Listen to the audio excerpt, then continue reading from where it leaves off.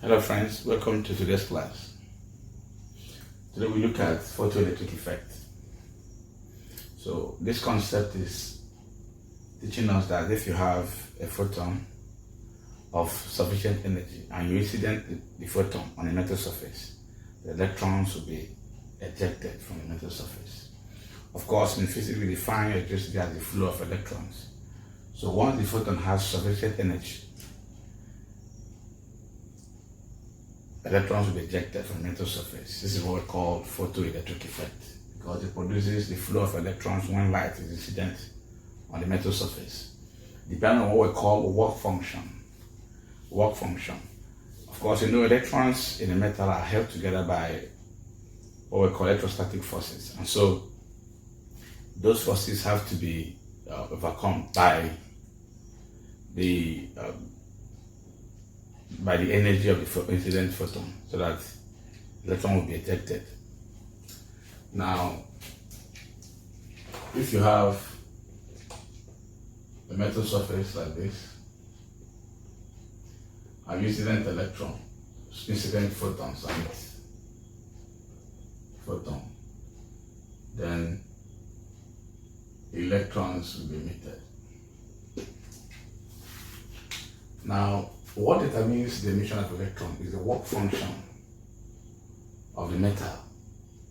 So the work function is the minimum energy required to cause electron emission. Minimum energy required to cause electron emission. In which case, it's not all photons that can cause electron emission. If the energy is not sufficiently large, so that the energy of the photon is greater than the work function of the metal, there can be no emission of electrons. But where the energy of the photon is greater than the work function, electron will be emitted. So what do we mean by that? It's not about, we're not talking about the intensity of light, no. The energy of photons is a function of frequency of the photon.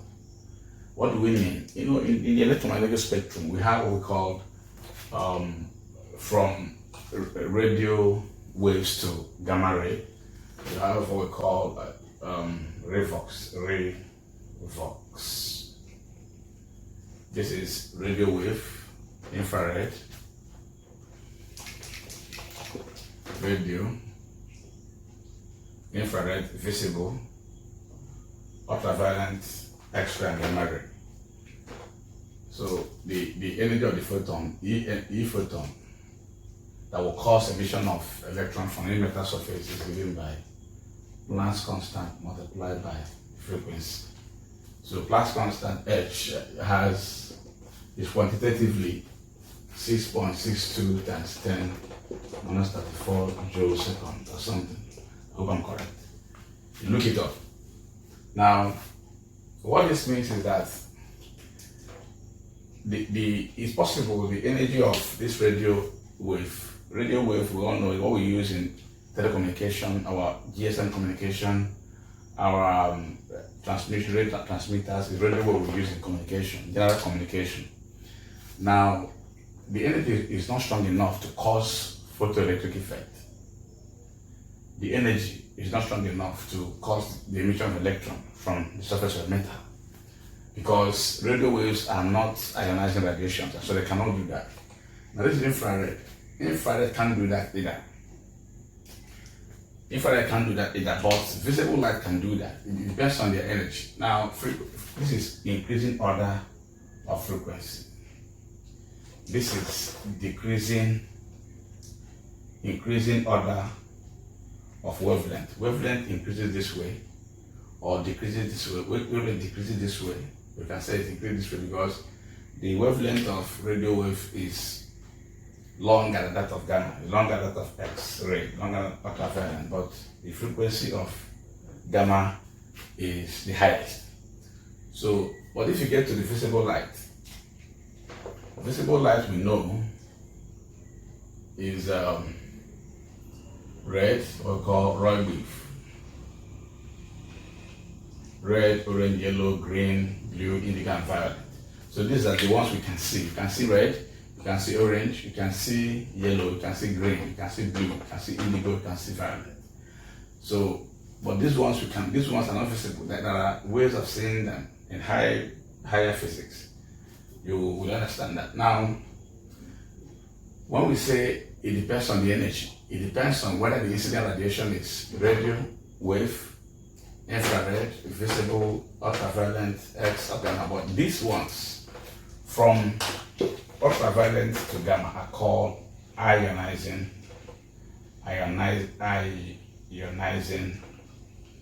radiations.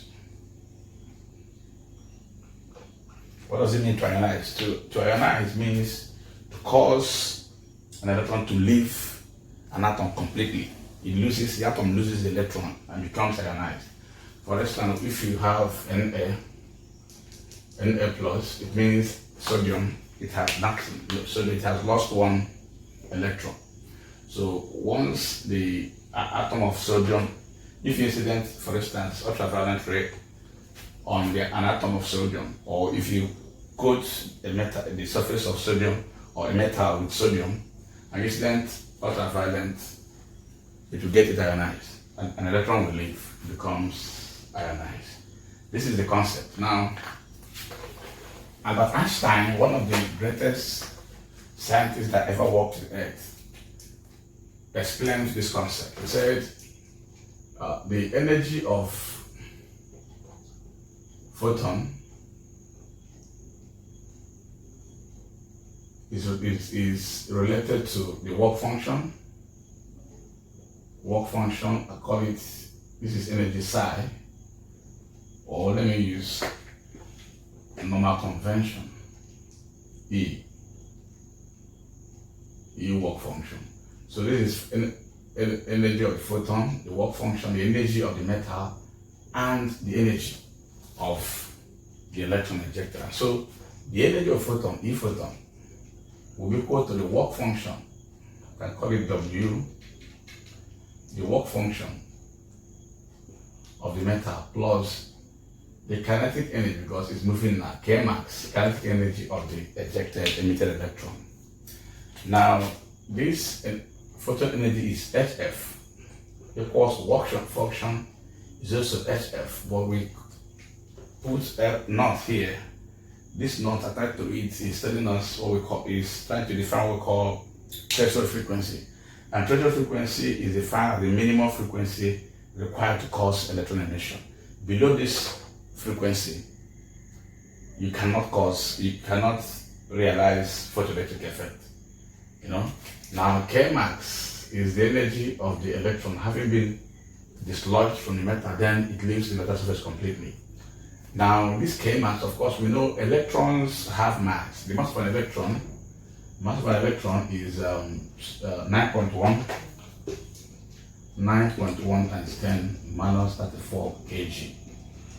34 kg. Okay, so once we do that here, it is moving. Since it's in motion, its energy is half mv squared. That is kinetic energy. And so since we know the mass v, then we assume that the electron moves at the speed of light. You now know this, what v is, or the E's velocity is comparable with that of the speed of light. Or you can compute it. If you know this, you know that can be calculated. Okay? Now, if you plot a graph, if we plot a graph of the kinetic energy of, because this is the energy of the emitted electron, the energy of the emitted electron, the energy here. If we plot the K max as a function of frequency, is electron volts. Now, electron volt is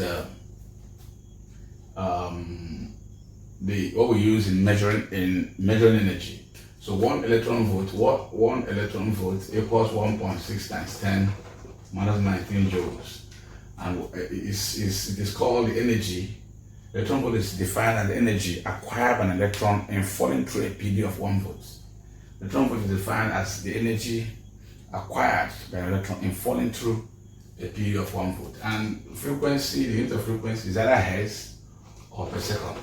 And so if you plot K max against frequency, you get something like this, a straight line graph, but it doesn't start from the origin.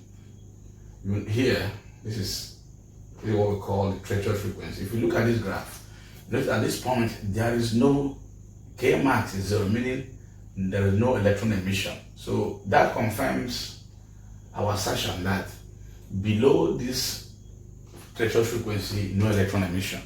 And so once it is below F0, no emission. At F0 and above, there is emission of radiation.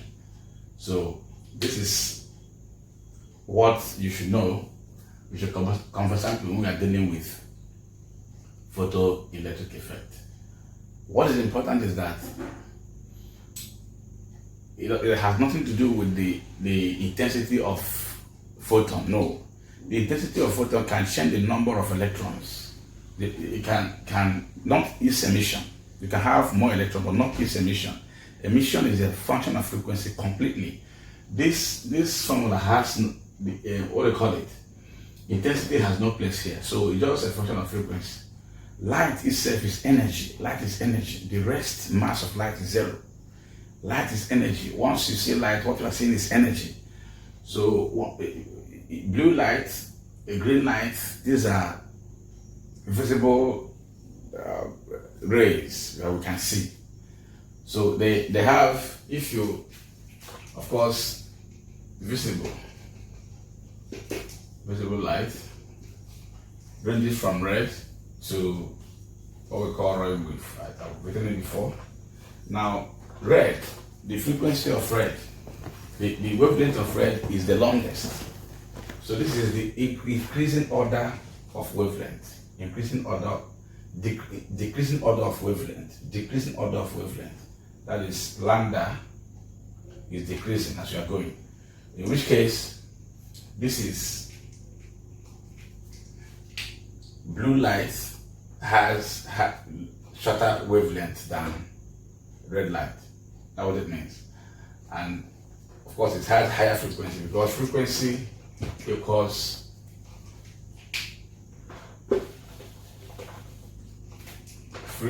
equals velocity over wavelength. See, if we are dealing with photons. If it were any other particle, it would have been just V. But we're dealing with photons, it's C, the speed of light. C equals 3 times 10 raised to the power 8 meter per second. Okay?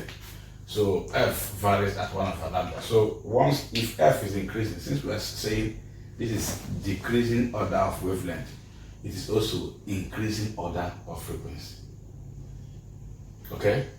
So the reason my check is blue is that it's emitting, it absorbs all wavelengths and emits blue light. That's why you can see it. If your cloth is red, once white light is incident on your shell, what happens is that it absorbs all wavelengths and emits red, so you can see it. White light absorbs all and emits all. It doesn't emit anyone, it doesn't absorb anyone, it emits all. Black cloth absorbs all, it doesn't emit anyone. It's so beautiful what we're talking about. So this is, for amount of time, because it's an online class, I hope this will help.